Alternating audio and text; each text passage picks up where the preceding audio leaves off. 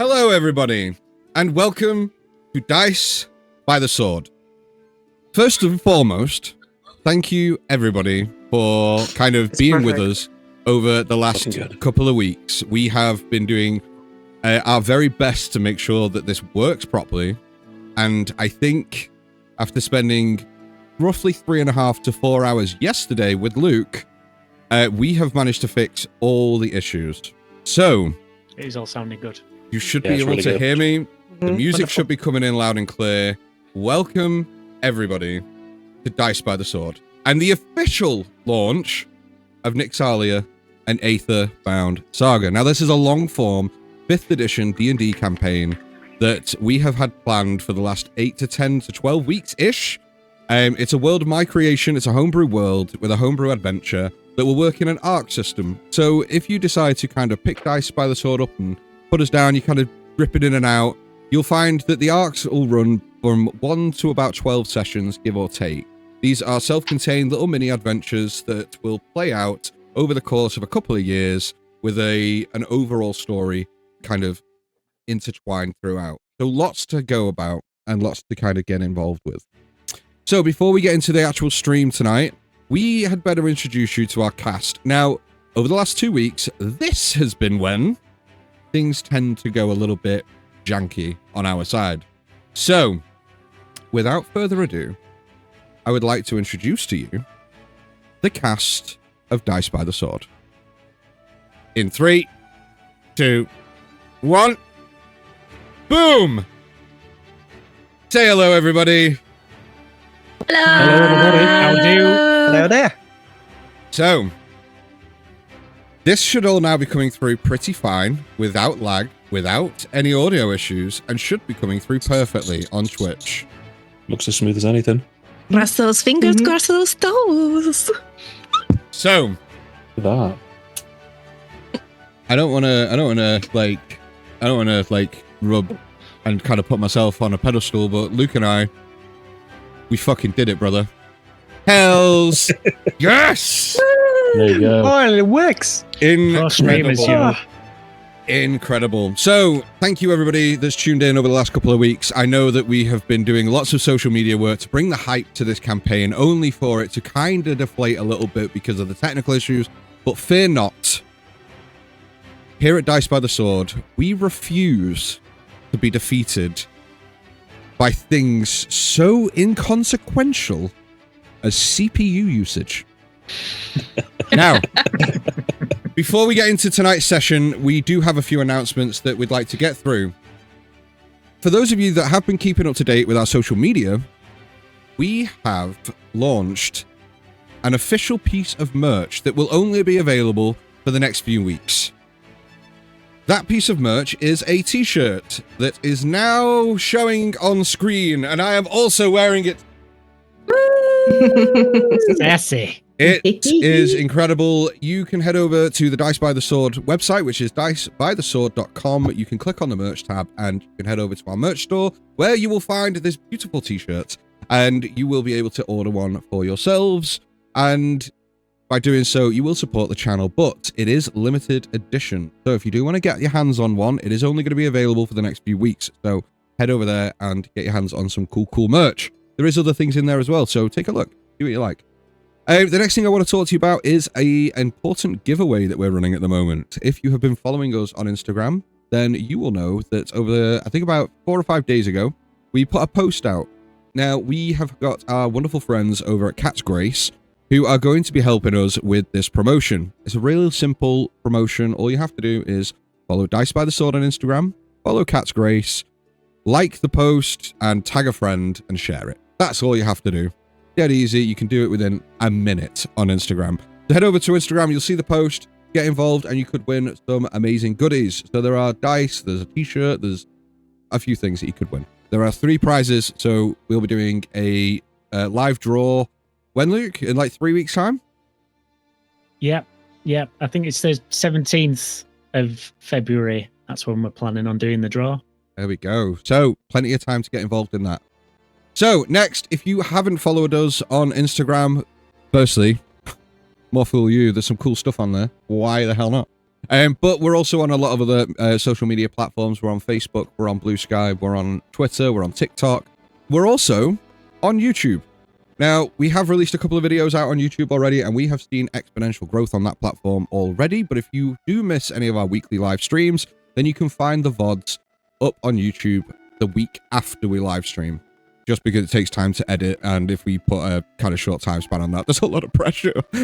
So it's usually the week after we live stream. So if you do miss any episodes live, then you can come and join us on YouTube. You can hit the subscribe button, ding the notification bell, and every time a new VOD uploads on there, plus all the shorts and stuff, you'll get notified. And there's going to be some really cool future content on there as well. Now, if you do want to support us, then there is a couple of ways you could do that. There's a purple little button at the bottom of your screen that says subscribe. Now, if you are like everybody else and cost of living crisis getting tough, if you already pay for Amazon Prime, you can join your Twitch account with Amazon Prime. You get 1 free subscription a month. By all means, you can use it here. If not, you can go and support another content creator in this space. We don't mind. The best thing for us is that you come and support us just by watching.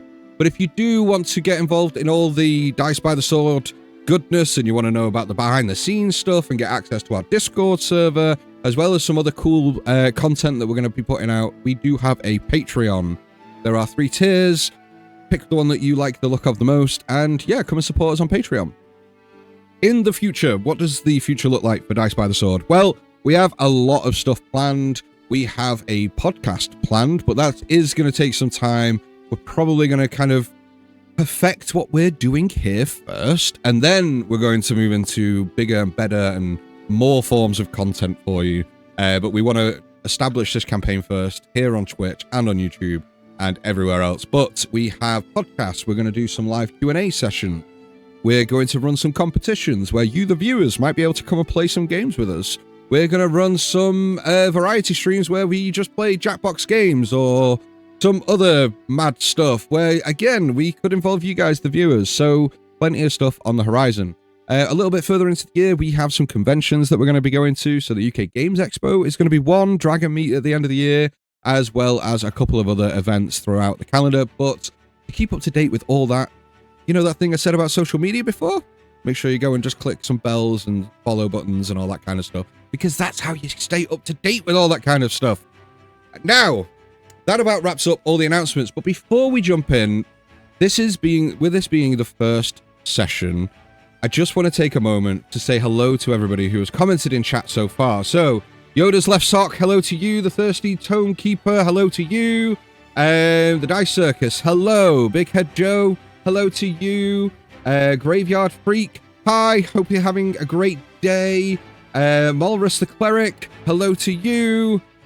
And also GM Nightbear, love you. Hello to you. Frog99, hello.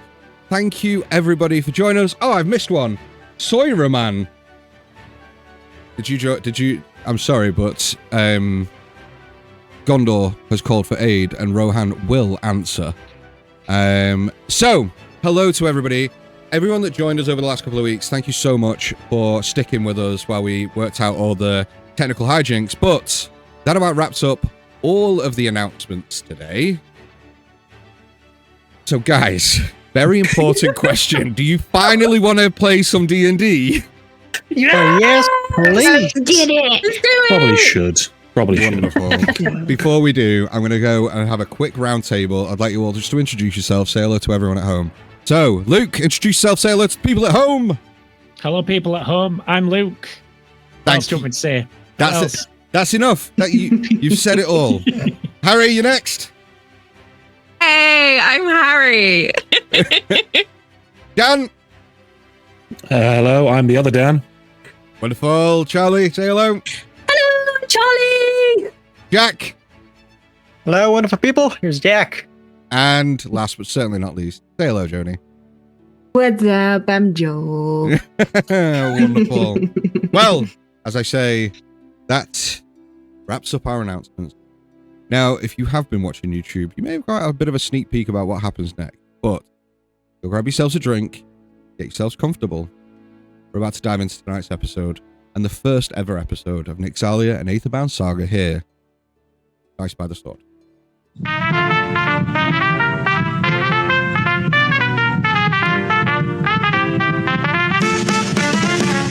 The The long road to adventure is never paved so clean. Spells and fists are sometimes used, others make a scene. So grab your gear, the game's begun. A tale of triumph for everyone. One roll can go and seal your fate. A crit or fail, it's never too late. Blades and spells, the dice decide. Hold your breath, it's a wild ride.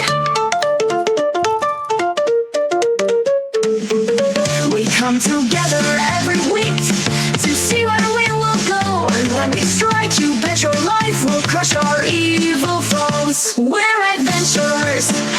Ancient fiends will cast them out. We're adventurers. You'll never have any doubt. Dungeon delving, monster chasing, finding a hidden hoard. Just remember who we are. We're Dice by the Sword. Welcome to the world of Nyxalia. Over 1,000 years ago, the gods waged a war so catastrophic that it shattered the very fabric of the world. The Sundering, as it's now known, was a divine conflict so fierce that the earth itself broke apart. Mighty islands were ripped from the surface and carried into the skies by unfathomable magical forces. The fractured world of Nyxalia now drifts among the heavens, its floating isles tethered by shimmering ley lines of ancient magic. In the wake of the Sundering, the survivors clung to what remained, eking out lives in isolated communities. For centuries, the fractured world was a place of hardship, where scarce resources and ancient grudges divided the remnants of civilization. The gods who once walked among mortals vanished after the cataclysm, their temples abandoned and their power reduced to whispers of legend. But everything changed around 40 years ago. Aether crystals, these glowing shards brimming with divine magic, transform the very nature of life across the sky. These crystals, with their unparalleled magical properties, could not only keep the islands aloft, but also power machines beyond comprehension. Scholars and inventors unraveled their secrets, finding ways to harness their energy to power a revolutionary, this will happen more than once, a revolutionary new technology, airships. Grand vessels capable of traversing the heaven, redefined existence in Nyxalia. Kingdoms that had been cut off for centuries were now reconnected, fostering trade, diplomacy, and conflict as well. The Age of Aether dawned, bringing with it unparalleled progress. The rise of airships and the trade they enabled reshaped the geopolitical landscape. Mighty empires expanded their borders, and once quiet isles became bustling hubs of commerce. However, with the newfound wealth came greed. The demand for Aether crystals soared, and with it, a reckless pursuit of power. Massive mining operations scarred the once pristine isles, their depth hollowed out to extract every last shard of this precious crystal. For those in power, Aether crystals are the lifeblood of progress, but for those who toil in the mines, they are a curse. Entire communities have been displaced, their home reduced to lifeless husks, but rebel factions have risen to oppose the exploitation of their land, targeting trade routes and sabotaging mining operations. The skies themselves have now become a battleground where merchant fleets and military airships clash with pirate skiffs and rebel insurgents. And as the world races to harness the power of these crystals, darker forces stir. Scholars whisper of growing imbalance in the ley lines, of islands that have begun to drift out of alignment totally, or face total collapse. In the shadows, cults devoted to the forgotten gods of the Sundering spread their influence, claiming that the crystals are not merely relics, but conduits of divine power, power that was never meant to be wielded by mortal hands. Beneath the gleaming spectacle of airships carving trails through the skies and the prosperity of cities basking in the glow of Aether-fueled innovation, lies one of those islands, Soltharan, a land as divided and complex as its people. Suspended among the skies, this floating island is a microcosm of the fractured world of Nyxalia itself, a place where hope and despair walk hand in hand. At the heart of Soltharan lies Zenithal, a sprawling metropolis perched upon shimmering cliffs, at the edge of the island. Known as the Free City, Zenithal is a beacon of progress and ingenuity. Its skyline bristles with the spires of arcane laboratories, the chimneys of aether-powered forges, and the docks of airships, both grand and humble. Here, merchants and inventors thrive, their creations fueling the rapid growth of the island's economy.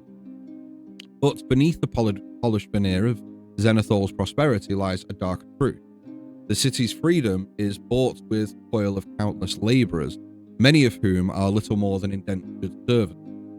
In the shadows of the glittering Aether Towers, black markets flourish, and whispers of rebellion spread among the oppressed.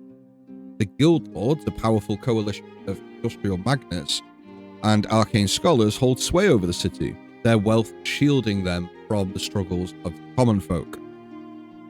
To the north of Soltharan, nestled among the jagged peaks that scrape the underbelly of the ley lines, lie the dwarven halls of Steel Peak. These halls, carved deep into the mountain's heart, are a testament to the enduring craftsmanship of the dwarves. To the south is the Stormward Province. These verdant forests and rolling hills are a harmonious blend of tradition and innovation. The settlements there are built into towering trees and sprawling canopies, seamlessly integrating Aether technology without compromising the natural beauty of their land.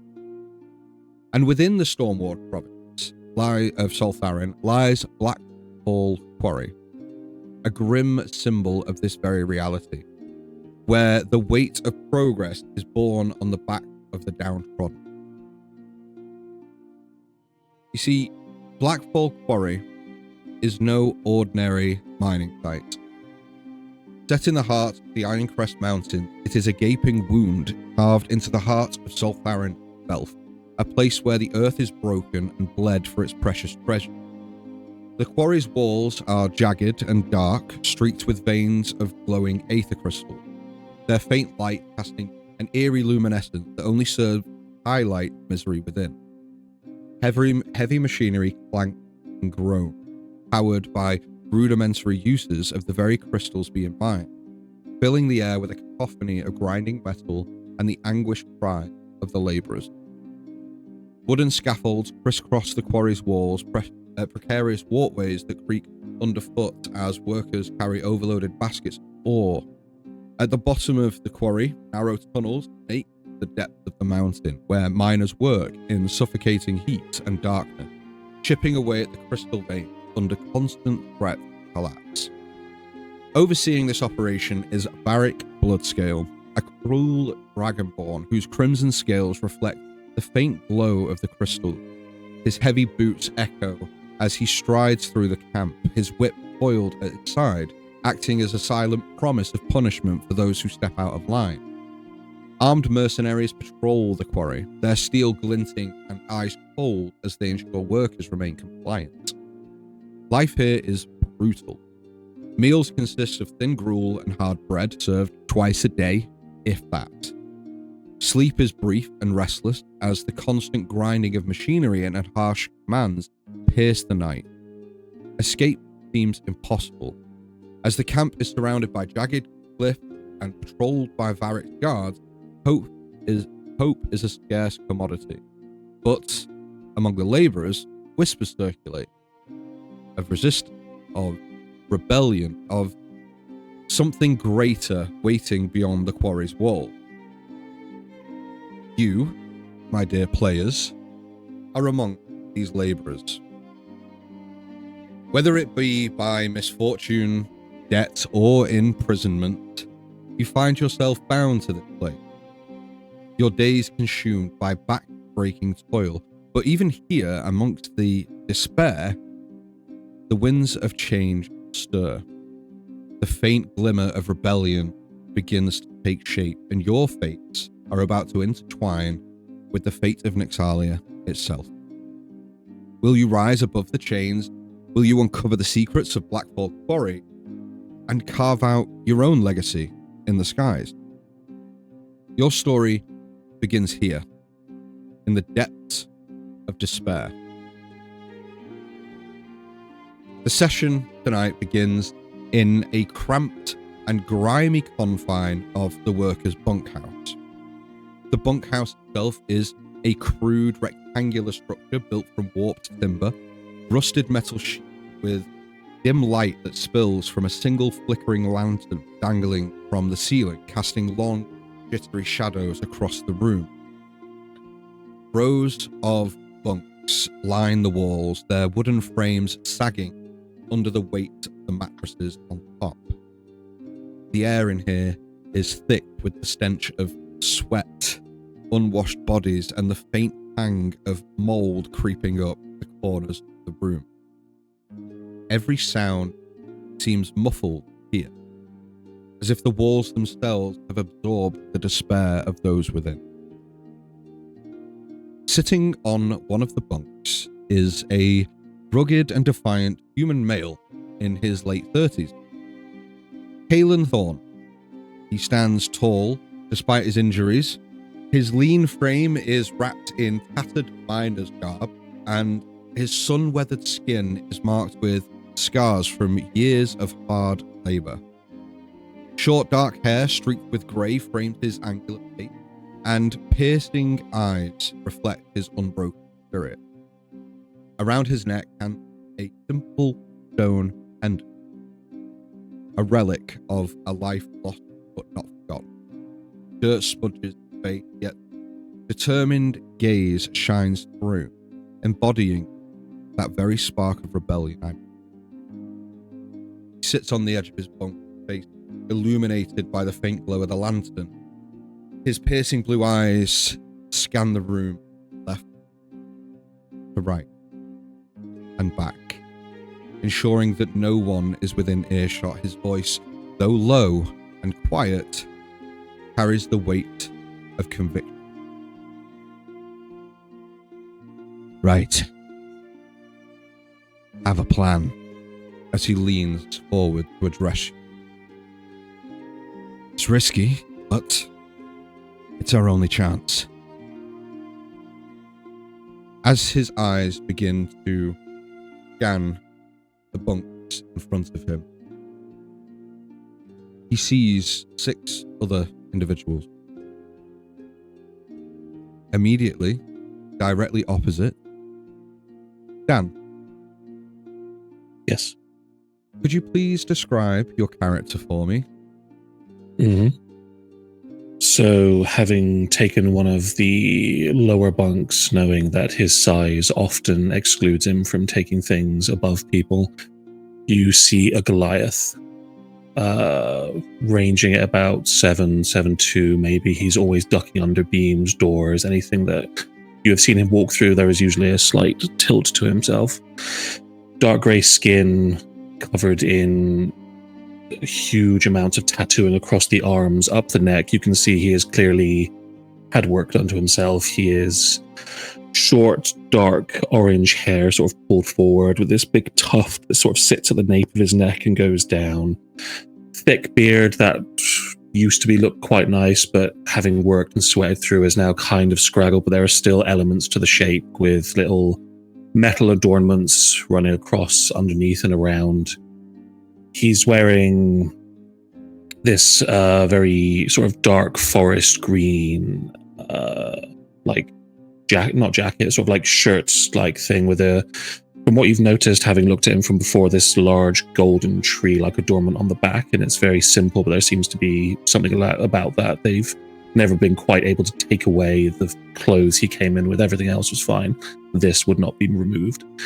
He has large belts and sort of sashes around his mid-waist, simple trousers, and very large sort of fur-covered boots that are now dark and dirty with the grime of the mine, as he sort of sits hunched over against the sort of the bed before standing tall, his head not too far from the ceiling. As he looks down, and to all of you, you see eyes pitch black in the back with these very luminescent, almost dark yellow irises and 2 long black streaks running down each cheek. Well, we don't have much time, and I will not stay here any longer, so whatever plan you have, I am in. Dan, your character, could you give me an idea of what their current mental state is like? He is tired, he is angry, but he is more upset that he allowed himself to be so easily be taken in by the kind words of the world, and now he finds himself in this place, stuck under the boot of someone he neither respects nor likes, and staring up at the sky every day. He simply wishes to remove himself from here and be free to wander once again as he is supposed to. He's agitated and fidgety and ready to go. Wonderful. As you respond towards Kaelin, you catch out of the corner of your eye that you're not the only interested party in this conversation. Charlie, could you please describe your character as your character kind of shuffles themselves to the edge of their bunk and begins to lean in to not only pay attention to what Kaelin's saying, but start gauging how many other interested parties have got, in this space, this plan. You will see, slightly coming out of the shadows of this bunk, a very large Aarakocra, looking almost like a hawk, standing at 6'6". She's incredibly foreboding in her size. Although she has her wings tucked in behind her, you can still see that when fully extended, they will be something to behold. She has bright yellow eyes that look intently around and at Kaelin. She wears simple blue robes, but that seem to have tattered long past when they were pristine. There are holes that she's tried to fix in them. The shine on the silk that she used to wear is very much crumpled and almost grey instead of the blue it once was. Her wings and her feathers seem to have once been very beautifully cared for and very pristine, now seem to be very caked in mud and filth and are quite matted. And she doesn't look as the splendor she once did. Okay. Charlie, how hungry is your character right now? If you think about how long you've been here and the lack of nutritious meals that you've been given. She's incredibly hungry. It's been many, many a month since she's had a decent meal, or even then before she came to this dreadful place.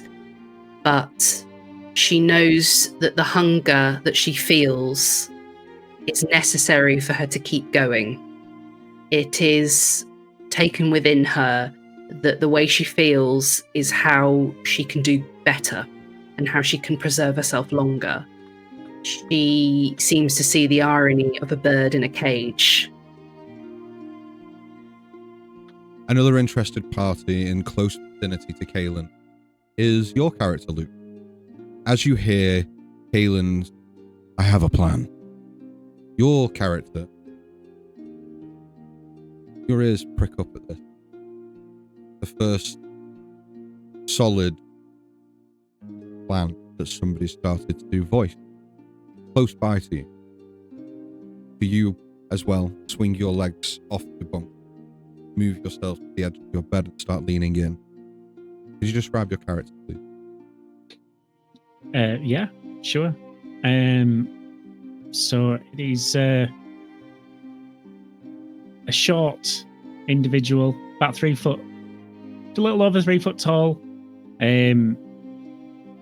Currently adorned in rags, torn shirt, torn pants.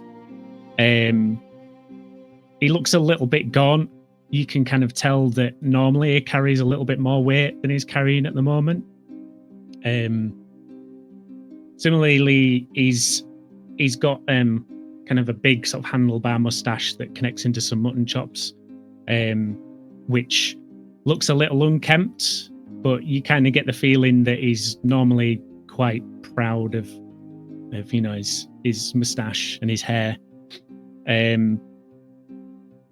His eyes, you can kind of see around this like basically an indentation where normally it's kind of clear that he'd be wearing something on his face, like goggles or glasses. And he's basically only got he's missing one of his arms. His right arm, I believe, is currently missing.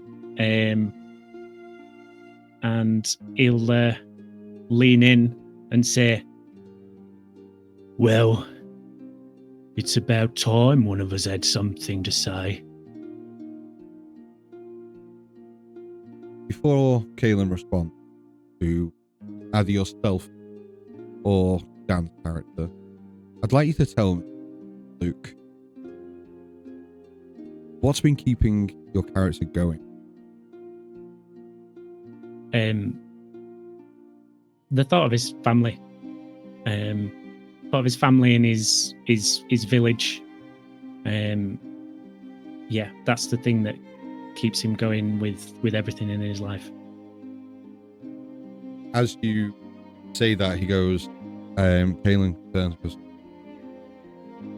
"Tomorrow will be sent to the eastern tunnel, a weak spot in the quarry's design, and if we bring it down, we'll not only trap...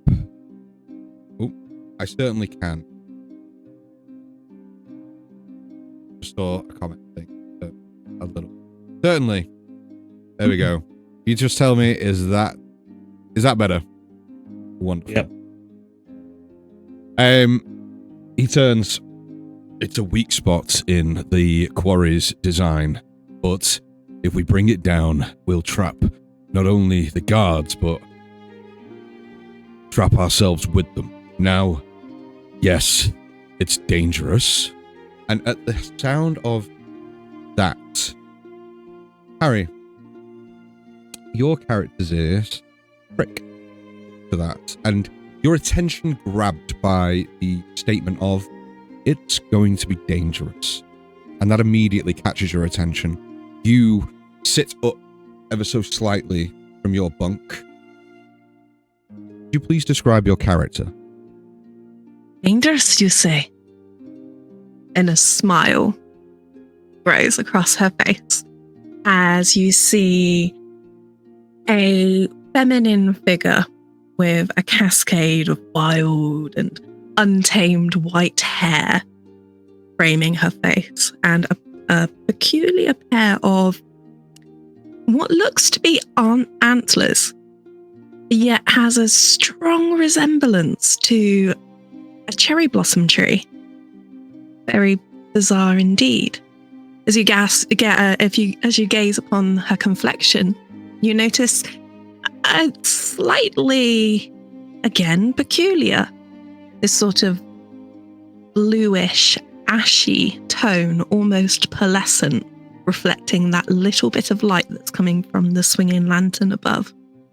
Her eyes almost beaming like the moon. No pupils to be seen, but yet almost seem to emanate their own slight source of light.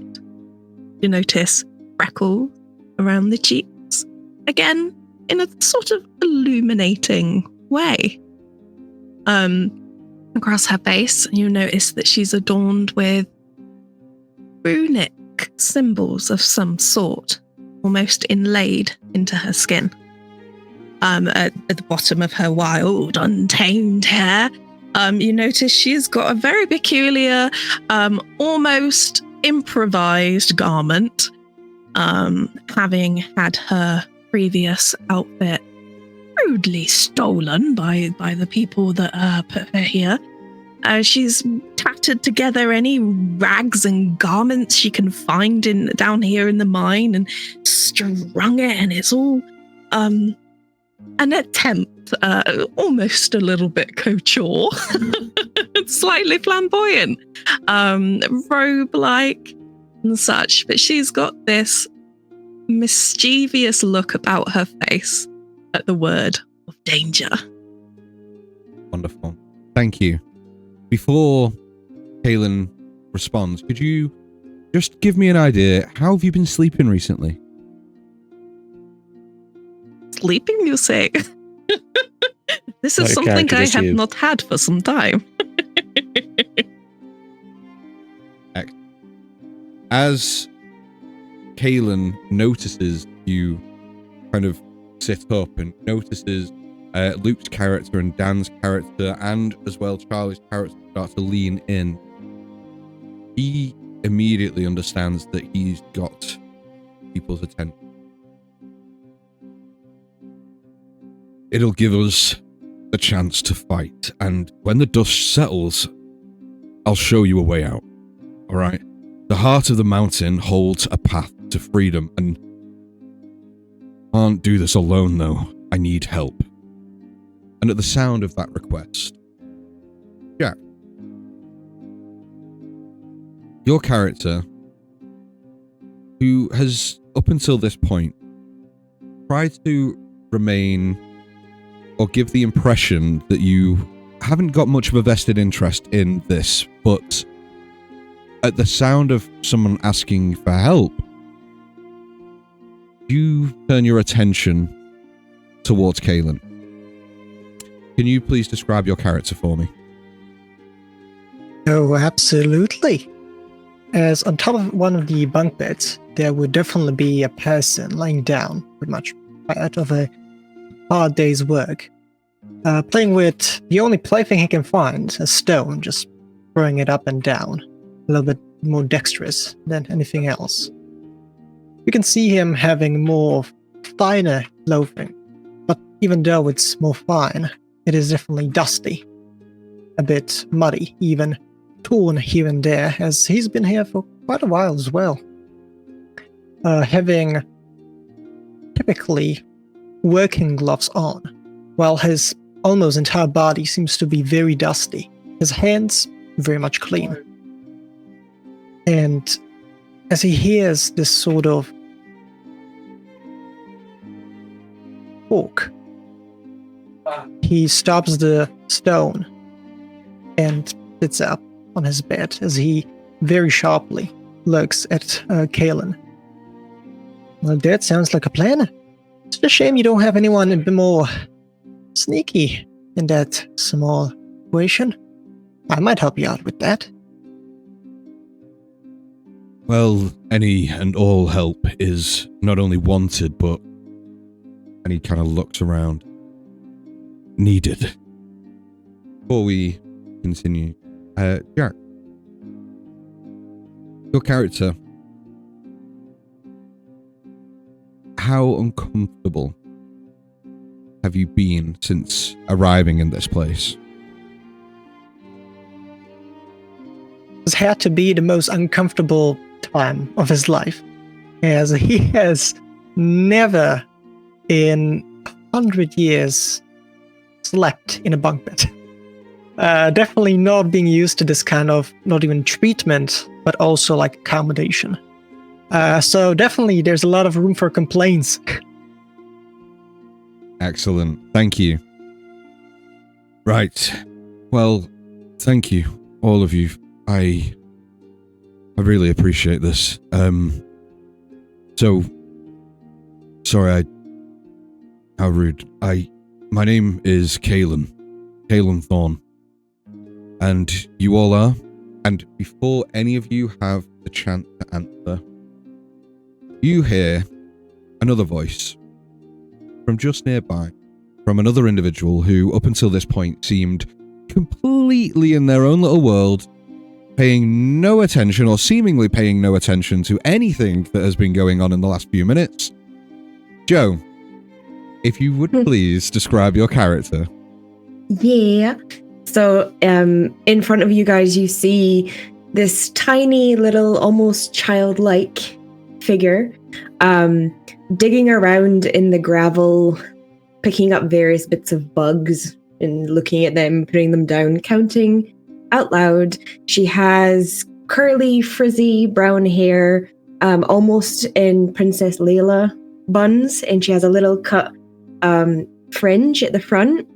So a little set of bangs. She has really, really big, round baby blue eyes, and she's got piercing like they're sparkling. Like they look out of place.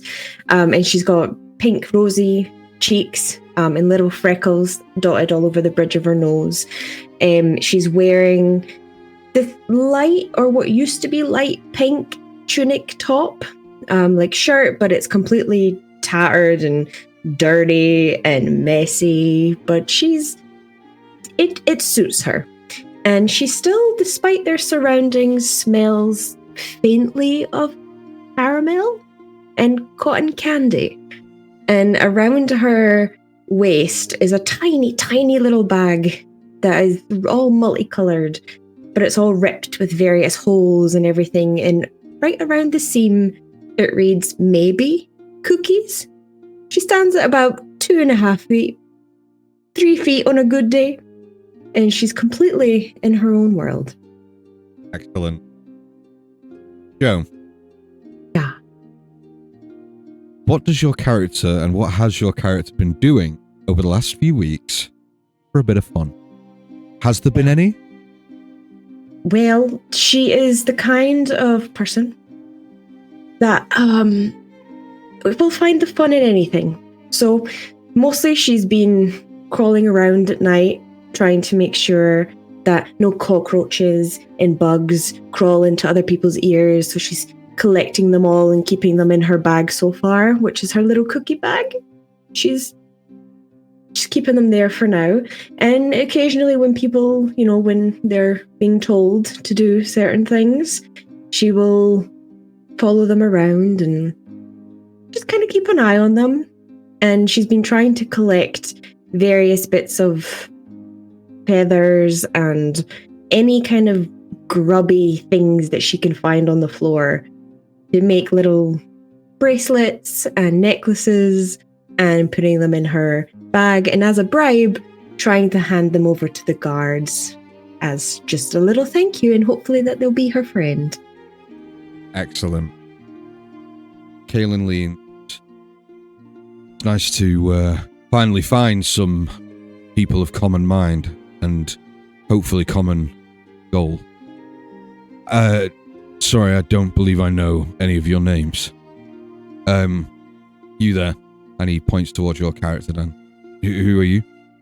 You call me Ulrich. Ulrich, nice to meet you. And you all? I am Yerl. Strong name, Yerl. Like that, yeah. And you there?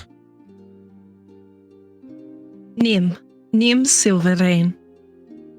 I like your hair, and does that do that all the time? Like, She shakes her hair, and some of the petals from the cherry blossoms begin to float off and waft around. I have to say, I've never seen anything quite like that. Does that happen every time? Showering must be a pain. You have never seen anything quite like me. Well, that's for damn sure. And you there? You're right. My name's Kurik. Pleased to meet you, Korik. Hello. And you there? Are you talking to me? Yeah. Just can you? Sorry, if you What did you say? I just asked for your name. Oh, I'm Peanut. Peanut Pringlefruit the Third. Nice to meet your acquaintance, Peanut. Yeah, And, you too. You there, sir? Your name? Davius, I'd shake your hand, but you're a little dirty. No offense, of course. No offense taken. My hands have been like this for a while. I can help you with that. She she twiddles her fingers and casts prestidigitation. Prestidigitation. Prestidigitation. Different version. And cleans your hands. Thank you. That's nice. They smell like potpourri. Of course they do. He immediately kind of like smells them and kind of leans down, trying not to offend, and just kind of like places his hand on the dusty floor and kind of rubs some like dirt, like trying to not be like very obvious about it, but yeah. So, will you help me? Absolutely. I think we are, well, I do not speak for the rest of you, but I have to get out of here. I thought you'd never ask. You're long enough. Right, well, tomorrow we're going to the Eastern Tunnel. Now, I paid the guard that's going to collect us in the morning to make sure that we're all on the same work detail. Tonight, rest as much as you can. You'll need your strength for what's to come. Look, follow my lead tomorrow and try not to step out of line until we're at least in the Eastern Tunnel. You know what these fuckers are like. Take one step out of line and... yeah, we know what happens. What line? The metaphorical line that we have to toe to stay in line with what they're expecting us to do. Metaphor. What is metaphor? I think he's just telling you to behave. Let's not anger people or, draw unnecessary attention before we have to. Yeah, she just pouts. Galen, how do we know that the guard you have paid can be trusted? How do we not know that they take our money and simply leave us here, or simply take us somewhere else? We don't. To put it bluntly, we don't. But I have faith that now's the time. This will be the first and hopefully last attempt at this. Thank you, all of you, for offering to help. It's going to be tough, but you all look strong and capable. We'll just do what we can, and look, once we're in the tunnel, I'll collapse it, and we just take care of them, and I found a weak point in the... kind of looked around again a couple of times. I found a weak point in one of the walls, and it leads to tunnels inside the mountain. That's our route, that's our road to freedom. Do we know where those tunnels lead to? I don't, but anywhere's better than here.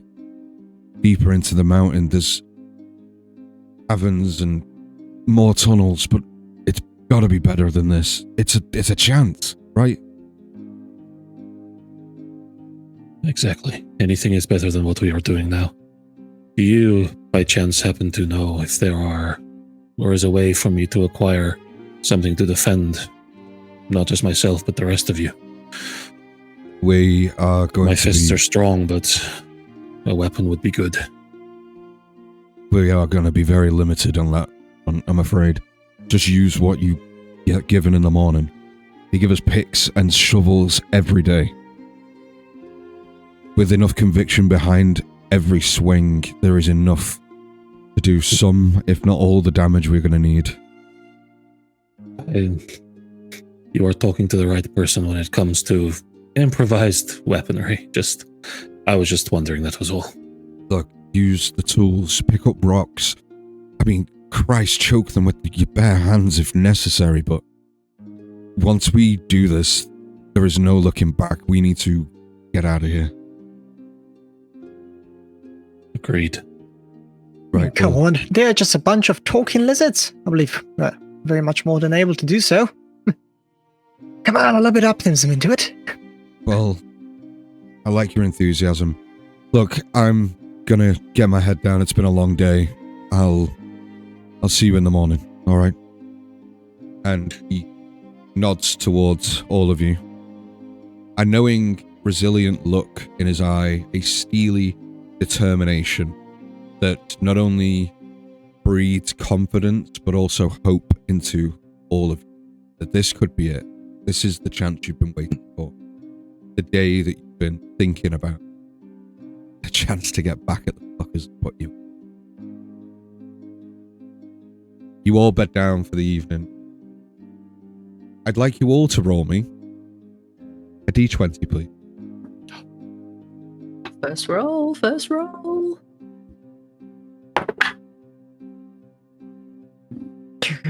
That's a 17 from me. Yarrell with a 17. Mm-hmm. 15 from me. 7. Ulrich 14. with... Bear with me a second. Ulrich with a... 15. 15, thank you. Octavius with a 7. 7, thank you. Peanut, 14. 14. Coric, 19. excellent. Nim, 9. 9. Thank you. Why do very I much. feel like me and Nim are going to like oversleep? We It's missed like- the escape. Yeah, Well- it's like 2 hours after it's like, "Where's everyone?" We'll find Today. out. Today. 9. We'll find out exactly what that roll was for in a little while. Uh-oh. Oh, I don't like that. So you all bed down for the evening. You get what little rest you can. The noise and atmosphere around you is much like it has been every night up until this point. It is loud, it is uncomfortable. Though most noises are slightly muffled within the workers' bunkhouse that you find yourself in, it is still uncomfortable, it is hot, it is humid. It is not a nice place to be. You all cling to whatever dream state you find yourselves in for whatever amount of time you can throughout the night, but the next morning, you awake to a loud bang on the door. God, get up, you fucking slob! The door swings open, hits the bunk adjacent to the door as it knocking the person in it and rudely awakening all of you. In marches one of the mercenaries, one of the guards to Worry, looks around and goes, "On your feet, maggots! There's work to be done. Outside, 5 minutes." Turns round, and as he does, he spots one of the other workers kind of pulling the covers up and just immediately grabs the blanket off them and rips it off and grabs them, drags them out onto the floor. "On your feet!" Shit. And immediately walks out of the bunk. Yarrell's going to go over and help this poor creature up. You see that it is, in fact, a gnomish individual, a gnomish male who, as they hit the floor, as the daylight of within the doorway hits them, they have cut, bruises, and lash marks on their back, where what little remains of their rags is kind of draped over on their back, but within the holes and cracked within the fabric, you see lash marks, some old, some new, some scarred, some fresh. They kind of wince in pain and just go, as you try to help them up, just leave me. Let them fucking kill me. I don't care anymore. I can't do this. No, my friends, no. Come. We must see another day together. Keep your faith. Keep your strength. We must all go together. You pick them and help to their feet, and they do not respond. They just hang their head, their shoulders low, head down, and begin to somberly walk out of the bunkhouse. Hey, wait. Kind of stop in the door and kind of half turn towards you. You see tears rolling down their cheek.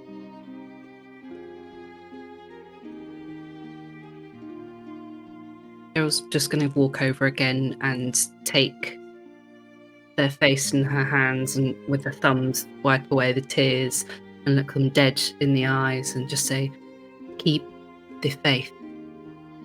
You will get out. Okay. Ulrich will, sort of, having swung his legs out, come up behind Yarl as she says this and she's like, "Do not worry, my friend. Revolution is on the horizon. You are not alone. There is change in the wind, and we are that change. We'll come down at this point too, and just stand next to everybody, and she'll just look up at the guy, and just look at him. Do you maybe want the jelly bean? And she pulls out a little bag of like grained rice, like it's not jelly beans, it's just rice. And she hands him just one bit of rice. It might give you some good luck. He takes the grain of rice, looks at you and goes, "Thank you. I need all the luck I can get." And here's another one. On the absolute sly. I'm gonna rock out another prestidigitation to make that bag of rice grains smell like jelly beans. nice. Excellent.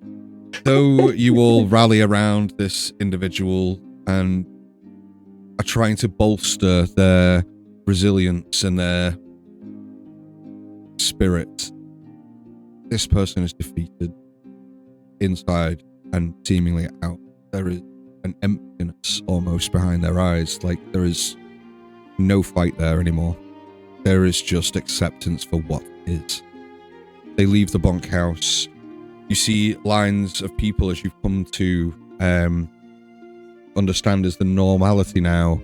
Lines of people begin to file out of the bunkhouse. You all six make sure to congregate around Kaelin. Kaelin kind of hops down off the top bunk, looks you all dead in the eye, and just gives a knowing nod, and just kind of very slowly puts his finger up to his lip, and just ushers you to follow behind. You all exit the bunkhouse and into the vast, hellish expanse of the Blackfall Quarry as it unfolds before you, buzzing with activity under the stern eye of the overseer, who is up on the raised overseer's platform, this almost scaffold structure that has been built into the side of one of these jagged cliff faces with stairs going up their office, and he's looking over the balcony down into the quarry. You are all stood in line as the Kaelin. In fact, I'd like everyone to make me a perception check, please.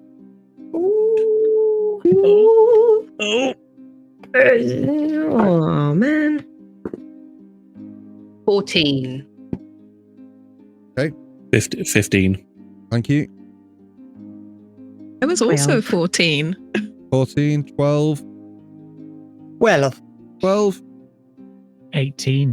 18. You all of you keeping alert and keeping as aware of your surroundings as possible, knowing that there is a plan being enacted right now, but also all of you keeping somewhat of an eye on what Kaelin is doing. You notice that he kind of spots one of the guards and just kind of nods in this guard's direction. The one he nods to is a strapping human with leather armor on, who kind of notices Kaelin, rolls his eyes, and walks over towards your group. Just goes, "Right, I need a workforce for the Eastern Tunnel. Maintenance works, you know." And Kaelin immediately goes, yeah, I've done exactly what you told me, sir. I found the strongest abled bodies I could. It's going to be hard work, but we'll get through it, I'm sure. Right. You seven, follow me. As he beckons you all to follow him. You begin walking towards the Eastern Tunnel, and you see that the quarry is a sprawling pit carved into the earth, its jagged walls descending into shadow. There are hundreds of workers here, and they move like ants across the landscape, their pickaxes rising and falling in monotonous rhythm. The clang of metal on stone echoes through the air. joined by the sharp cracks of whips and the barked orders of guards echo throughout space. High above the chaos, as I mentioned, on a raised platform overlooking the quarry, stands the figure that radiates menace, Varric Bloodscale, the Dragonborn Warden, as he surveys his domain with crossed arms. His crimson scales shimmer in the harsh sunlight, and his golden eyes gleam with cold authority. From his elevated position, his booming voice carries across the pit. Pastor, you wretched! There's no room for weakness here, and anyone who slows the work will answer to me personally. As if to underscore his words, a miner collapses nearby, his body crumpling to the ground like a rag doll. A guard strides over and begins beating the man with a cudgel, and all you hear, as if cutting through the din and the noise of pickaxes and orders, are the cries of pain. The other workers keep their heads down, their gaze fixed on their work. No one dares to intervene. The path to the tunnel winds through narrow passages flanked by these jagged stone walls. Pools of muddy water collect in the crevices underfoot. And as you get closer to your destination, the air grows colder the deeper you go. Along the way, you pass rows of workers toiling at exposed veins, or their faces gaunt, their hands blistered and raw. Most avoid your gaze, though, their expressions blank, as if hope has long since abandoned. Kalen walked close to you, though, his voice barely above a whisper, his tone calm but urgent. We're close. The eastern tunnel has been unstable, and I've made sure of it. The weak spot is ready. Just when I give the signal, strike, and strike hard. We have to move quickly. Varric will surely send reinforcements, and the moment he realizes something's wrong, all hell will break loose. Just show me where to hit it. I will be the one to do it. You all stay behind me. Ahead. Oh. Go on, Harry. Nim taps on Ulrich's shoulder. I'm feeling something in his lower back. He's like, yes. Oh, what's wrong? Could you make use of using two of these? And she offers you her aid. Trust me, I do not need.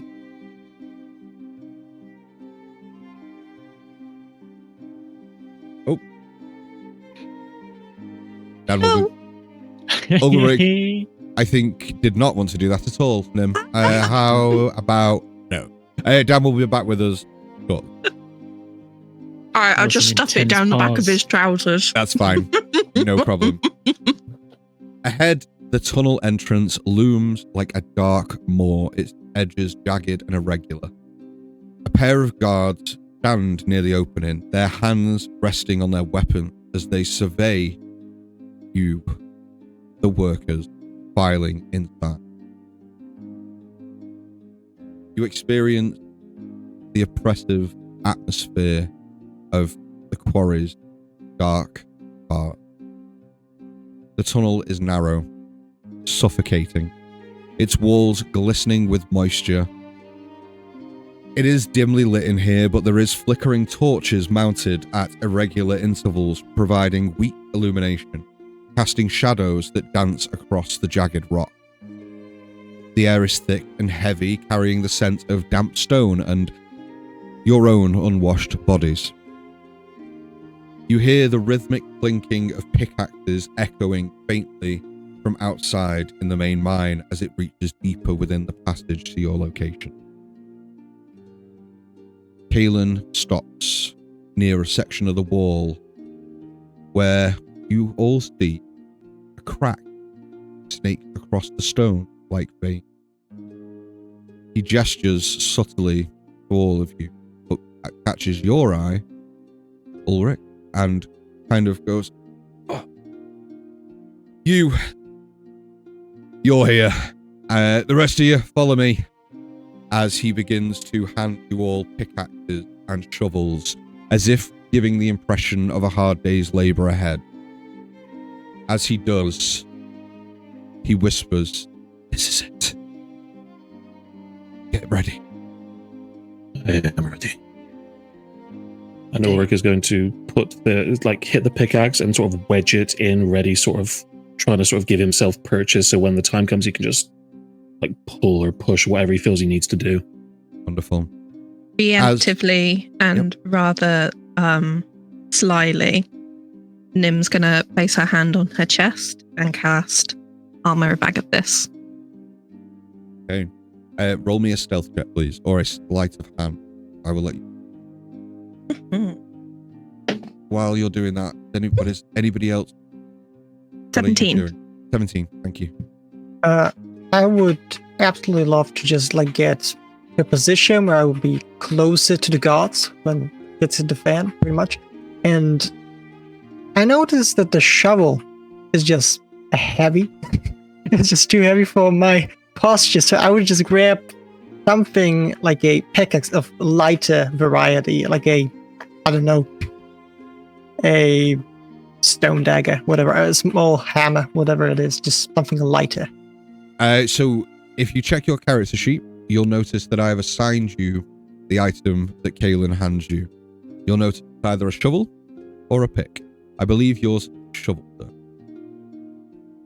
So you, Octavia, start looking around for something smaller, looking for something that you could utilize a little bit better than the shovel you've been given, but unfortunately you see there is nothing else available, and Kaelin kind of thrusts the shovel and just goes, "Well, spread out, get to work." As you all disperse into various different areas of this tunnel, is there anything else anybody else would like to do in preparation for what's about to happen? Yerul will take her pickaxe and go with Ulrich and get hers in position as well, and sort of give him a knowing look to be ready. Yeah, Peanut will do the same. She's just gonna follow Yerul, kind of like a little puppy dog.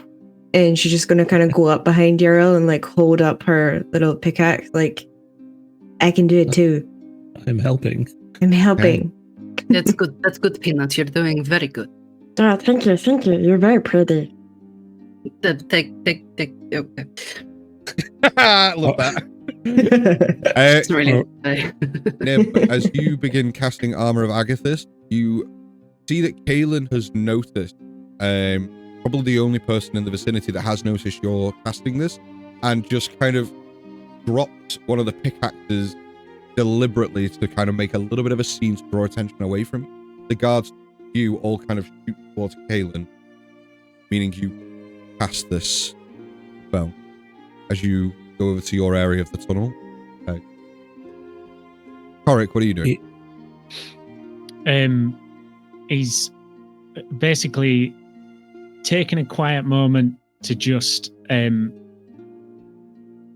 he's trying to just recall the image of his wife and his son, just to kind of give himself the kind of drive that he's going to need to get through what he's about to get through. All right. Just so are we at the mouth of the tunnel, where this sort of vein, where this vein is? Sorry, I missed it. So you are towards where the mouth of the tunnel, towards where the entrance that you came in. The rest of you begin to spread yourselves out evenly within this tunnel. The guards at the mouth of the tunnel glance towards you all, seem disinterested as you walk in, but they follow you in.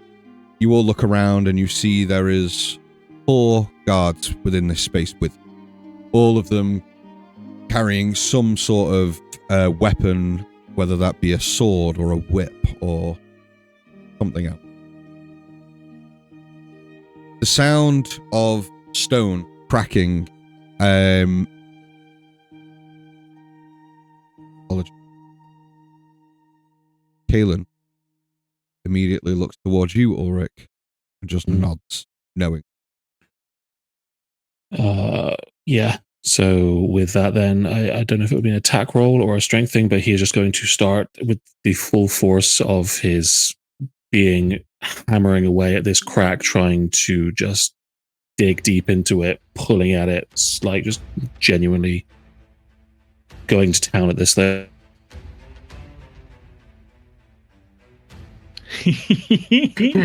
Here we go. That's okay. Oh no! That's okay. No, we lost him.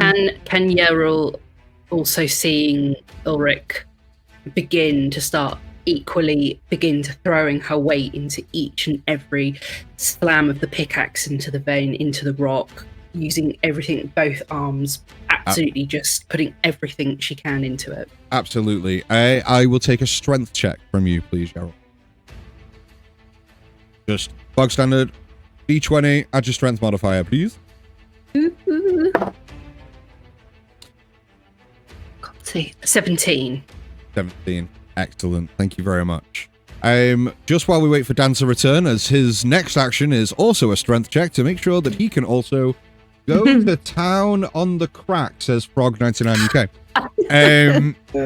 That's what we're here for. That's why we're here. Yep. Can Nim take a sort of protective body blocking stance between the guys like rah, rah, rah, rah, with the pickaxe and the rest of the room? Absolutely, yeah. So you begin to you pick up some debris, rocks, a bit of dirt and what have you on your shovel, and begin to walk towards the middle of the room, almost like you say in a protective gap between the guards and the other people. So you begin to slowly move your way into position.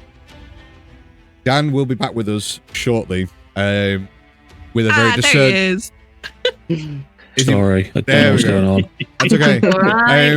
Ulrich, can I get a strength check from you, please, as you begin? Yes, you can. Crack this. Can I surreptitiously grab his arm and cast guidance on him? Sure. You are both within the same area, so yeah. Is this just a strength, a straight strength, or this counts athletics? Just athletics, sure, yeah. If you want to re-roll again as athletics, Gerald, by all means. Yes. Okay. Same, so I'll leave it. And whoever is casting banishment on Dan in chat, can we stop? It's like the first 2 times was fun, but now like whatever. And you get your D4 as well, then. Yes, so that is that's a 12 plus 5, so that's 17 plus 2 for the guidance, so that's 19 in total. Excellent, thank you, Yerel. You got 17, right? Yes. Wonderful. You both swing your pickaxes and crash them into the weak point on either side of the tunnel, where you see there are timbers lining the wall and the ceiling, load-bearing timbers. But you crack the wall, and the sound of the stone cracking fills the tunnel, followed by a deafening roar as the ceiling collapses. Dust and rubble choke the air, reducing the visibility in that area to mere feet. The ground trembles beneath your feet as panic shouts echo through the confined space.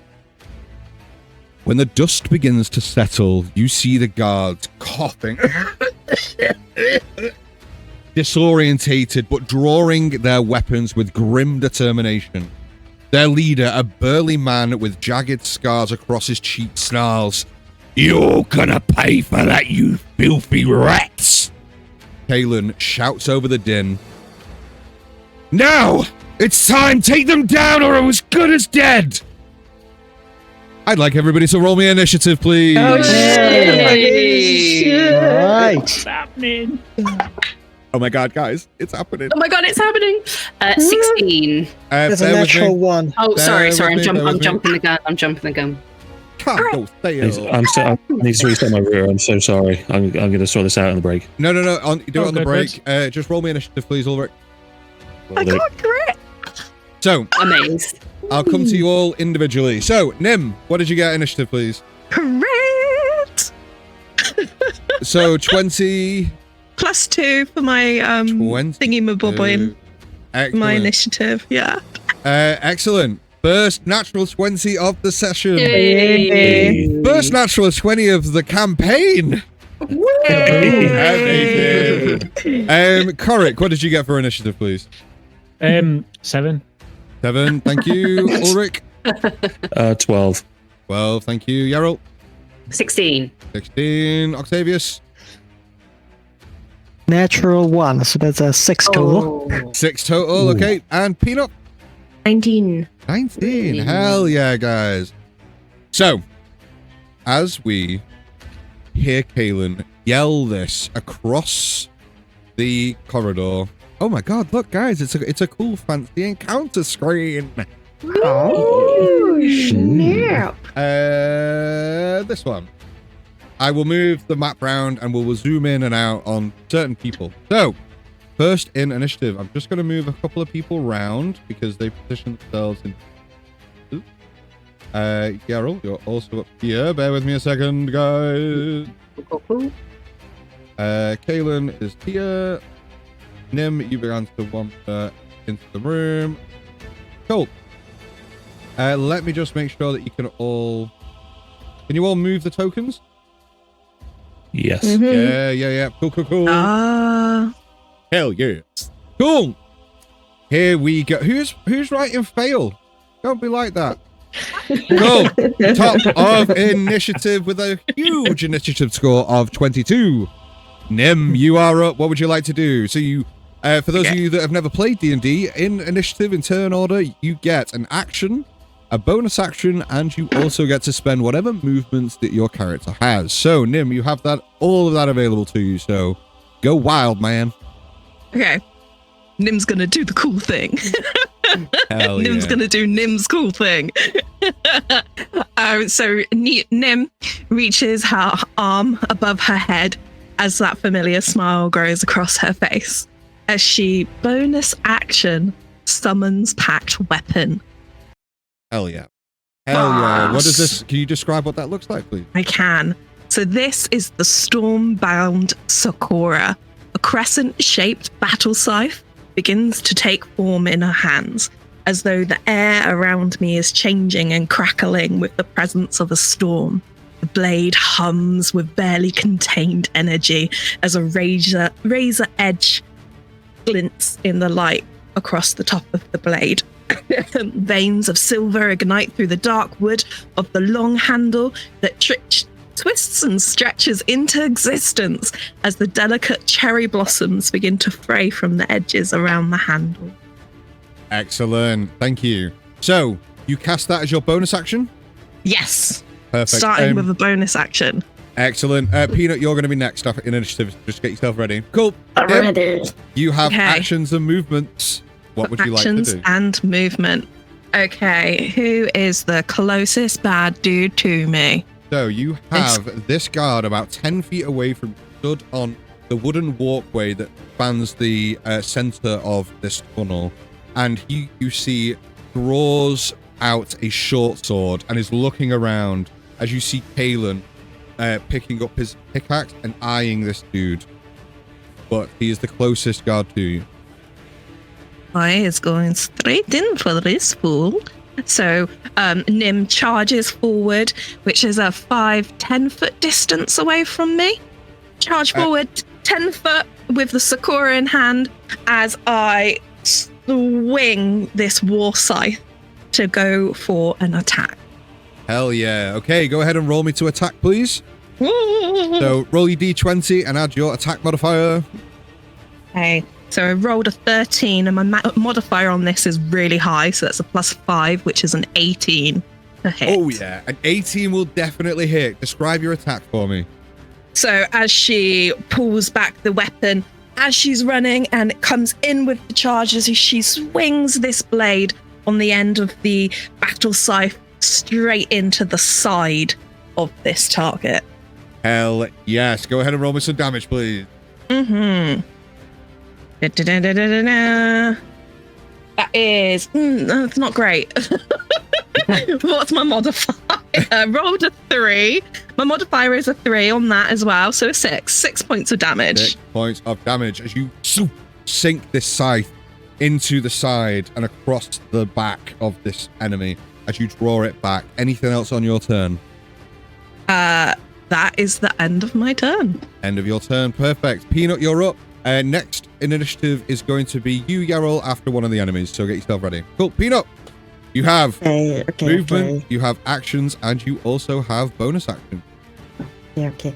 So Peanut's just gonna take her run up here, and she's gonna take like a little defensive stance, and then she's gonna cup her hands together, and she's gonna aim for, I don't know how to ping, but the guy that's in this one. Like, so yeah. right, if you hold your right click in, and then move your mouse about.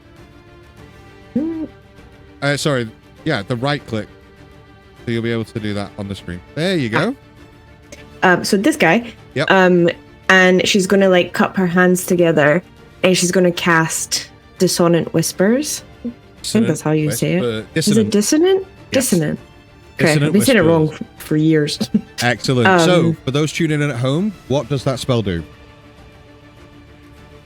So basically, when she casts this, she whispers these, in her little way, powerful words that affect them mentally, and she has her own little way of doing it.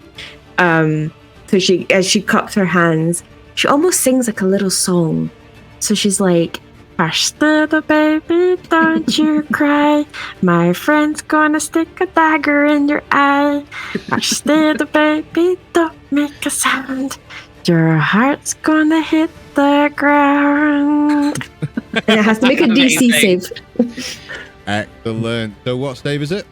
So it is a wisdom save. Wisdom. Excellent. I Okay. don't know why my brain was instantly just thinking, Chicalipa.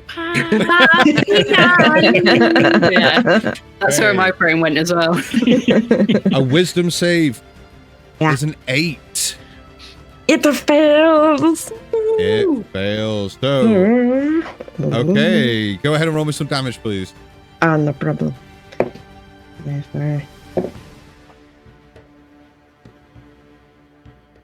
15 points of damage. Hell yeah. Big damage from the smallest person here. Love that. Amazing. Dissonant Whispers, as this rhythmic melody reaches this guard's ears, you hear them just go, ah, ah, ah, and start gripping their head in pain. Excellent action. You still have bonus action and movement if you'd like to use them. You still have, I think, 15 to 20 feet of movement, and you have a bonus action.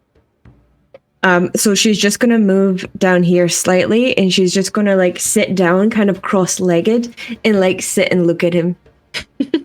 That's it. That's all she does. Psycho. So good. Okay, so the enemy that was just struck in the side with the scythe by Nim, it is their turn. They are going to, you see the weapon in their hand, the short sword, they are going to draw that back and strike forward with as much fury and vengeance as they can muster in an attempt to hit you, Nim. Did not like being hit with that scythe. Come at me, bruv. Does a 14 hit? It does. Yeah, okay. So, However, he will take damage. Yes, because of armor of Agathis. yeah, I got armor of Agathis up. Hell yeah. Okay. Yeah, boy. So, take 5 points of slashing damage as his short sword just cuts straight down the top of your arm towards your chest. You manage to pull back before it cuts too deep, but still taking a little bit of damage. But you do have armor of Agathis up, so I believe he takes damage as well. Does indeed. Hey, how many points of damage? He take 5 points of cold damage. Oh, hell yeah. As he makes contact, it's almost like the sound of like a wind chime as it like almost pings that frosty energy straight back at him. Excellent. Love that. Okay. Next in initiative is you, Yerel, and then Kaelin, but then Ulrich after that. So Ulrich, prepare your turn. But Yerel, it is your turn now. So action, bonus action. For action, Yerel is going to look down and close her eyes. She's going to put her hand on her chest and she's going to mutter some incantation to herself. And when she opens her eyes, they're going to be a bright lilac, and she's going to remove her hand, and 3 lilac glowing orbs are going to come out from her chest and go into Ulrich, Korik, and Nim, and she's going to cast Bless on you 3. Hell yeah. So you have Blessed, which means that on any attack actions that you take, you get a +4. Sorry, a D4. Plus D4, yeah. A D4. And is it just attack actions or is it saving throws as well? It's saving throws as well. Fantastic. Is that 2 damage or 2 hit? So it's hit, I believe. 2 hit. 2 hit. Yep, so attack actions and also saving throws. So to hit, you get an extra D4, and also saving throws. If you need to make one, you get an extra D4 as well. Excellent from you, Yerel. Anything else on your turn? You have bonus actions and movements, I believe. She's going to move just about here to this baddie that stands in front of her. Yeah. And just for a bit of flair for a bonus action, because she doesn't really have much else to do, she is just going to fully extend her wings and just flap them at him menacingly. Excellent. Menacingly. I like that. Roll me an intimidation check. Ooh, intimidation. Come on, we'll use this one. 19. 19. You see as you unfurl your wing and start beating them menacingly in front. This guard kind of takes a half step back. Very much wary of you now. So excellent use of a bonus action. Any other movement or anything from you? I'll stay there for the time being. He's just standing there. Menacing. Love that. Okay, next in initiative is the individual still kind of holding their head, reeling from the pain of the dissonant whispers, kind of shakes it off, looks towards you, Peanut, and begins to charge towards you, drawing their mace in their hand, and begins to swing down with an almighty crack towards you as they attempt to hit.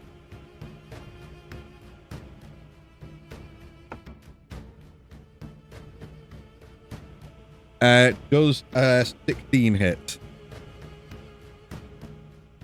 I think you're muted. Yeah, 16 hits. Okay, so you take... Oh, not very good on the dice. Gosh, Good. dang it. Oh no, shucks. Shame. You take 3 points. I rolled a 1 on the die, so +2. 3 points of bludgeoning damage as this mace crashes into your shoulder. Ow. Next up is Kaelin Thorne, who at this point is wide-eyed and looks so ready for what's about to happen. He will use his bonus action and go, "Come on, give it everything you've got!" As he uses his ability Inspiring Presence, and everyone within 30 of Kaelin. So that will get, unfortunately, you're just out of it, Octavius. So Peanut, Nim, Korik, Geralt, and Ulrich, you get 7 temporary hit points. Kaboom. We love that. We love that. And that is his bonus action. You all feel bolstered by his Inspiring Presence. As he raises his pickaxe high above his head, he will race to stand... Oh, yeah, Collecto. He will race to stand next to him and bring his pickaxe down with as much strength as he can muster. And he will... Nice. He will choose to attack recklessly. Ooh. So he will roll with Not poke advantage. my eye out with that thing. And he needed to roll it recklessly as well. So that is 15 to hit, which will hit the guard, dealing a 8 of damage, I believe. Yep, 1d8 3. max damage. 11 points of bludgeoning damage as the pickaxe raises and comes crashing down, and the point of the pickaxe just piercing the top of this guard's skull as his cranium cracks, just as blood starts to pour down his face, as Kayla just unhooks the pickaxe and his body just falls limp and dead to the ground. 1 off the board, guys. 1 off the board. 3 to go. 3 to go. Let's keep it up. And that was guard number 2. Ulrich, you are up. Yes. So, if I dip out, I'm sorry, but I will do my best. So, as Yarrow sort of raises her wings and flaps, and this guard sort of starts to back up slightly, Ulrich will raise to his full sort of 7-foot height behind this guy, and you watch as kind of like a pentachromatic sort of rainbowish mist sort of like appears around him slightly as he starts. I believe it is time for me to fight now. And as he does, you watch as the mist kind of like clings to his body as the tattoos glow this sort of shimmering rainbow color slightly. As I would like to rage. Hell yes! Hell yeah! Okay, you rage as your bonus action. As he rages as his bonus action, and as this guy backs up, he just comes up behind him and goes, "You really need to look behind you." And he's just going to bring the pickaxe like up and try and sort of spear him through the back with this like big underswing. Hell yeah! Go ahead and roll to hit, please. Will do. Excellent. That's a natural 19 plus 5 for a 24 to hit. Oh yeah, it will definitely hit. Definitely. Go ahead and roll me some damage, please, as you swing this pickaxe and it pierces this enemy's back. Excellent. So that is 5 plus 5 plus 2 for the rage. That is 12 points of damage as he just... I hit my book and knocks him down, but you get the feeling of what I just did. That was the sound of his back being perforated by a pickaxe, actually. Exactly. He feels looser, but also here too at Dice by the Sword, we immerse you with all sounds. Excellent. Any movement from you, Ulrich? That's a huge hit. Well done. No, Ulrich is going to stay behind this guy, and as he sort of like lifts him up a little bit with the swing, we'll look over the shoulder of the guy as he comes back down to Yarrow and go, "If you want to help the others, I think I've got this guy." She's just going to knowingly sort of just like smile appreciatively and with like full respect. Lovely. So, Korik, you'll be next. But before your turn, the guard that's just had his back perforated will go next as he kind of turns and just goes, "I knew you were fucking there all along."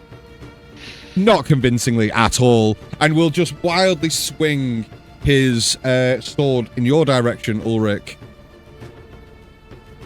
Okay, so Dan's not on the call. It was a 4 on the dice, but when he comes back, we'll all just go, "Oh, it was a natural 20." Because oh, you're dead. So oh no. We'll just wait for Dan to return. Rocks fall. Oh no. So just while we're waiting for Dan to return, can I just say to everybody in chat, thank you so much for joining us. This has been really, really fun so far. We have got how many concurrent viewers right now? 32 at this precise moment. 32 absolute utter legends. Every single one of you in the chat can have inspiration in your next action in life because you deserve it, because you tuned in to Dice by the Sword tonight. Hell yeah. So I'm so sorry. It's okay. So as that guard that you perforated swings around with their sword, he rolled a natural 20, Dan. Oh. Works for me, it's fine. Bring it on. Dan, you're dead. God, Dan, no, he rolled a 4. He misses entirely, Dan, as the sword swings above your head, missing wildly as he still clutches to his back. Cool. Korik, you are up.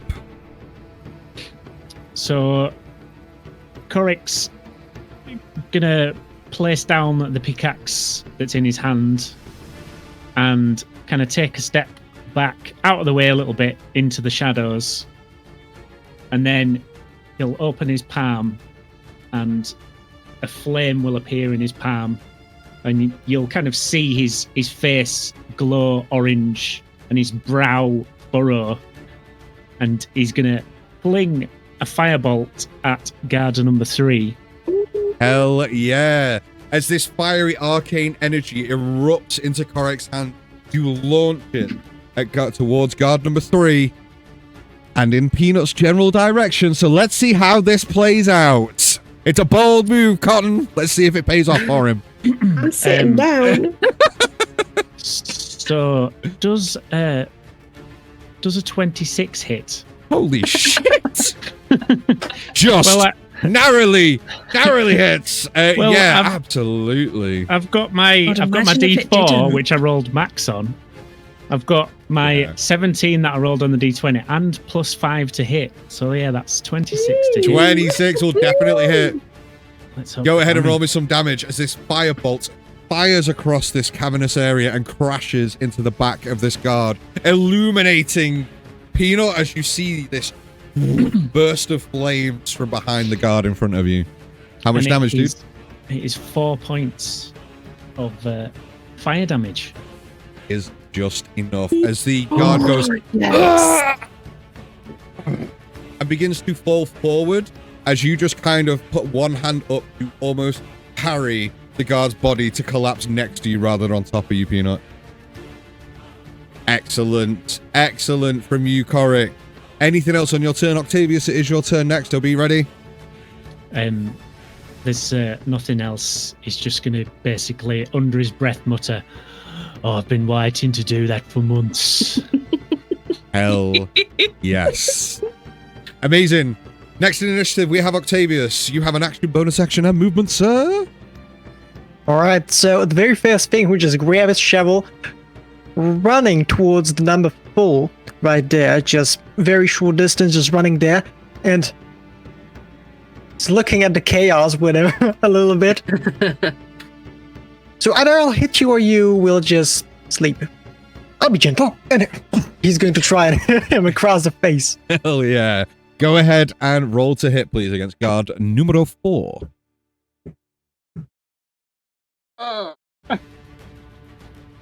The natural 1. Oh, no. Hey, hold on. Did the dice roll off? Did the dice roll off the desk? No. Oh. Should have lied. Should have lied, Just man. you fell off the desk. The dice stayed where it was. Okay. It was just despair. That's what that was. Come on. That's the Okay. second natural 1 today. You rolled a natural 1 on your attack roll. I am going to say that in the hasty nature that you swing this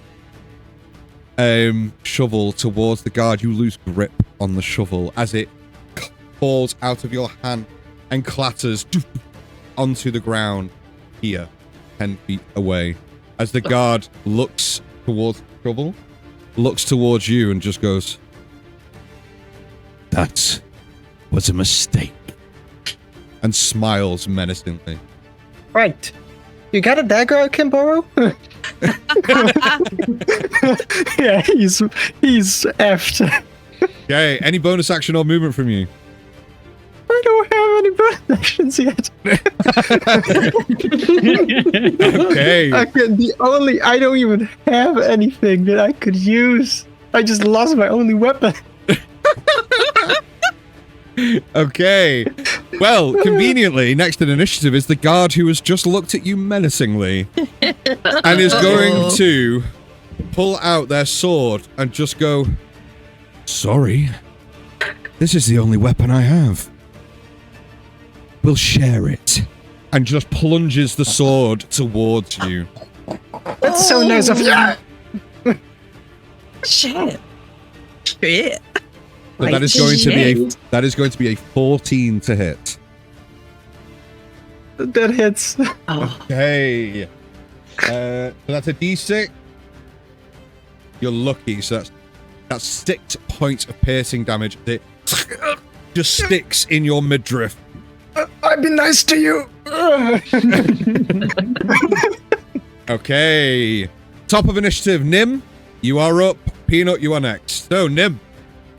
Is this guy next to Peanut down? Yeah. No. Yes. Guide. Okay. Yes. I haven't put the token on. Yes. There you go.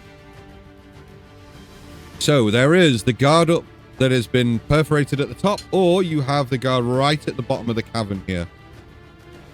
Seeing as I am already facing in this direction, Nim poises up onto her tiptoes and takes some very elegant, long, balanced strides forwards for 30 feet. And as she does, her white hair begins to bellow and almost appears as if it darkens, as from her eyes she casts Eldritch Blast. Hell yeah. So go ahead and move your token to where you want to be, and then roll hit, please.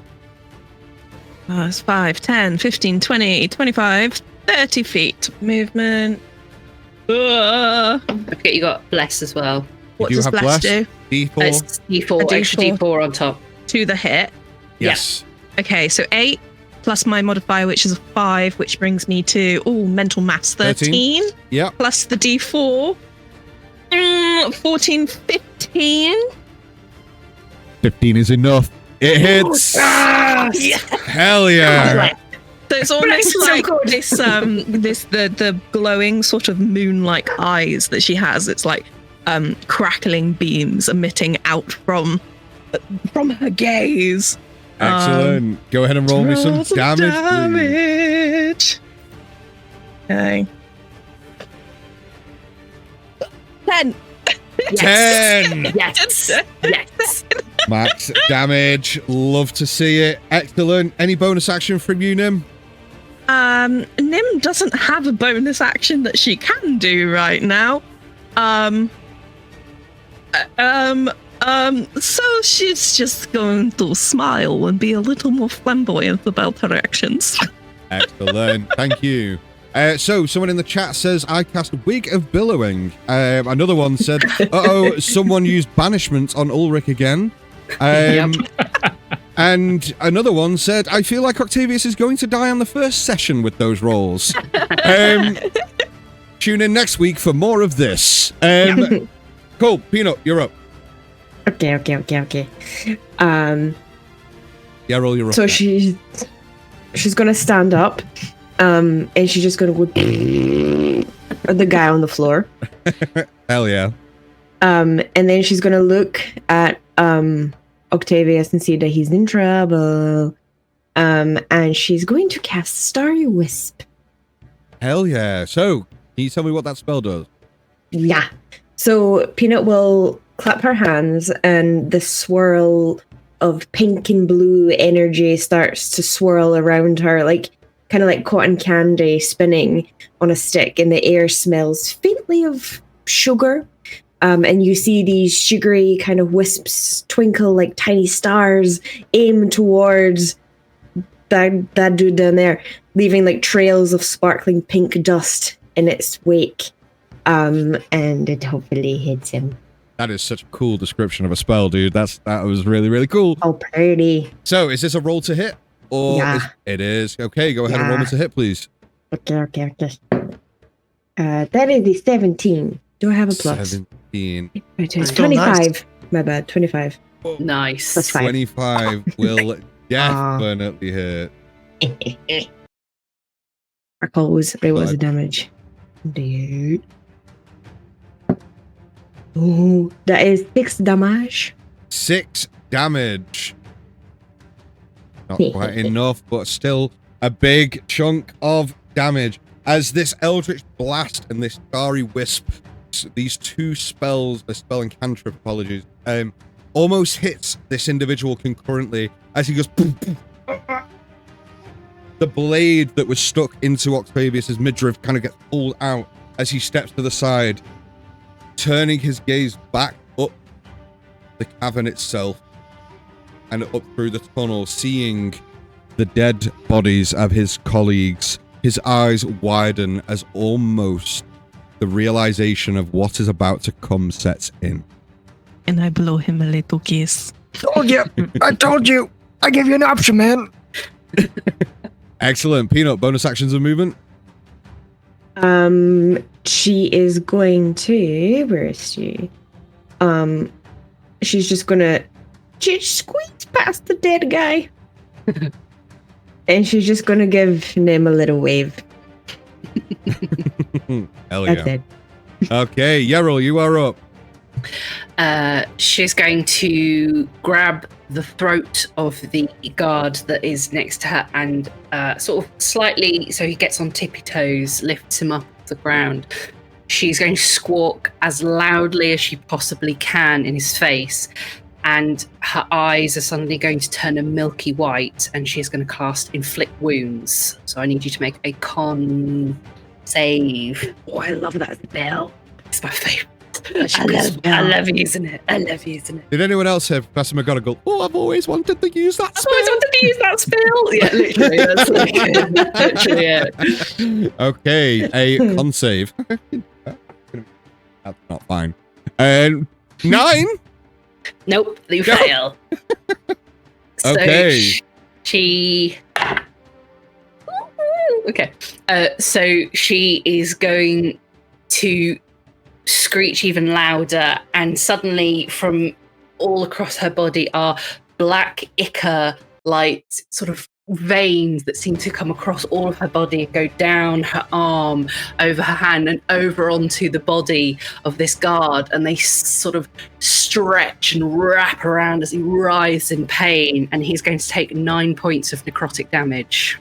Hell yes, is more than enough. You see his eyes kind of go and go white, almost mirroring yours before blood begins to trickle from both of his ears down his neck, and his body just goes limp in your hand, just let go, and his lifeless form just crumples to the floor.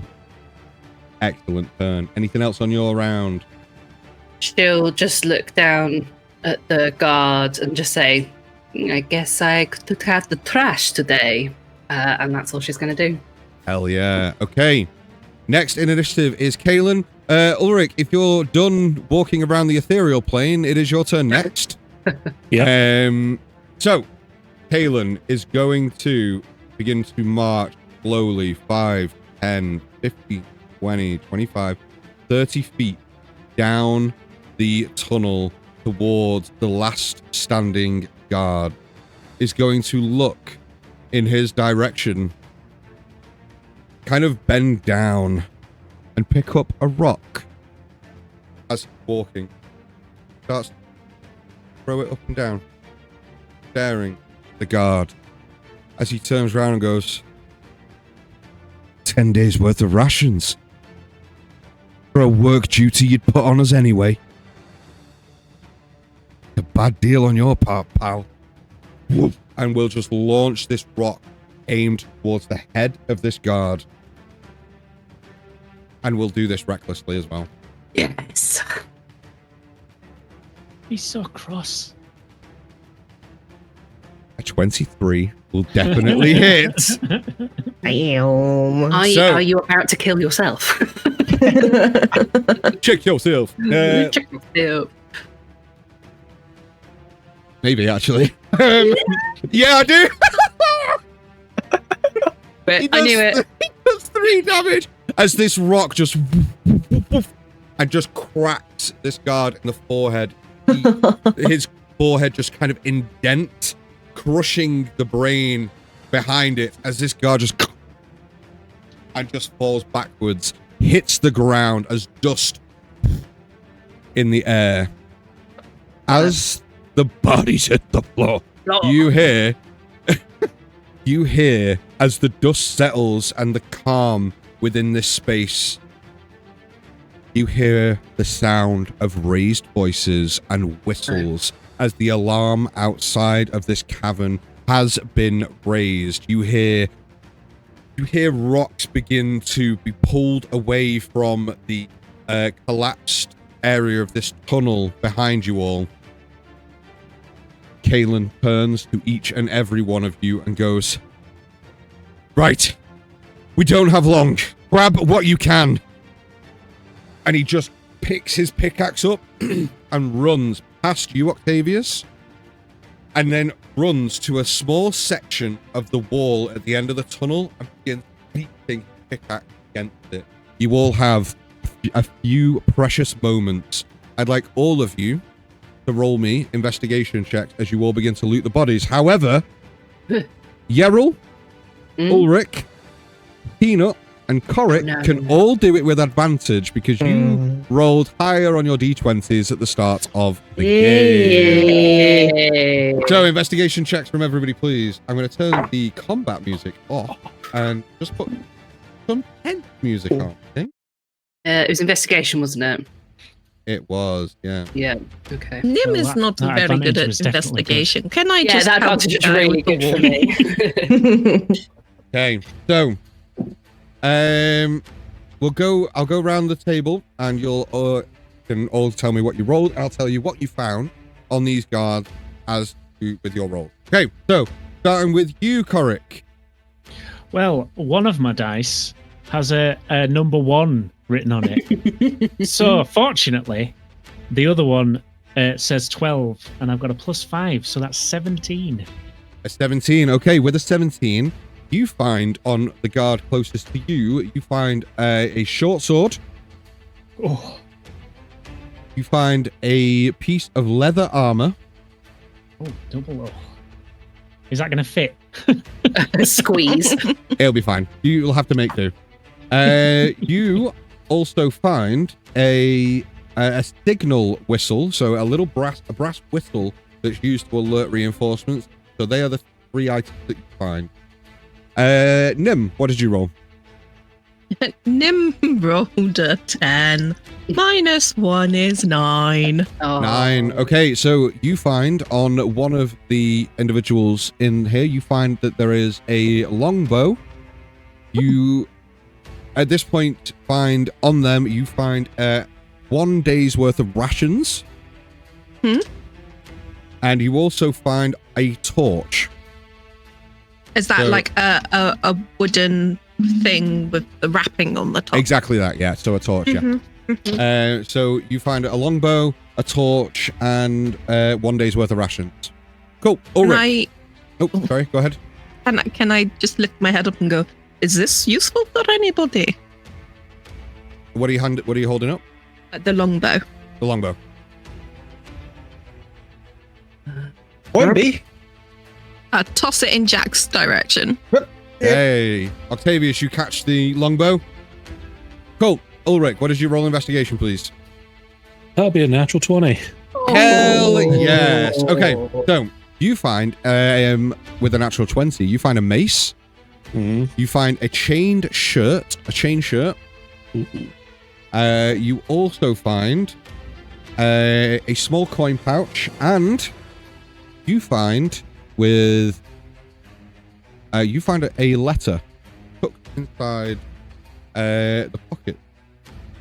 Okay. Cool. One thing that you also find is you find tucked inside the pocket with the letter, you find there is an aether crystal fragment. Oh. Okay. Yeril, what did you roll? One of them was a 1, so that wasn't good, but the other one was a 17 + 3, so it's a dirty 20. Excellent. So you find a set of leather armor. You also find a day's worth of rations. And you find a tattered cloak. Okay. Okay. Octavius, what did you roll? I've been rolling like shite the entire game today. And I finally rolled a 19 + 1, so a dirty 20. Hell yeah. I'm so happy that it lasted until now. Okay, so Octavius, you find a small iron dagger. Oh, yes, please. You also find a set of leather armor. Don't mind if I do. You find a set of iron keys on one of the guards. This might be useful. That sounds useful. And you also find an aether crystal fragment. What's this? Oh, well, just kidding. Crystal fragment. Okay. Throw it away. Crystal fragment. And last but certainly not least, Peanut, what'd you get? I got a 17. A 17. So you find a whip. Cool whip. A cool whip. Yes. You find a cool whip. You find a chain shirt. You also find 1 day's worth of rations. Okay. You find a torch. Great. And you also find a potion of minor healing. Ooh. So, as you start gathering up these items, by the time you have gathered what you could, Kalen has smashed through the end of the tunnel. And as you all congregate towards the bottom of this tunnel, we're going to take a short break. Whee. So, thank you, everybody, for joining us so far.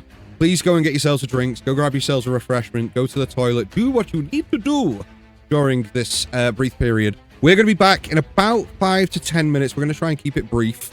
So, go get yourselves a drink. Relax. We'll be back shortly. We'll see you soon. Take care.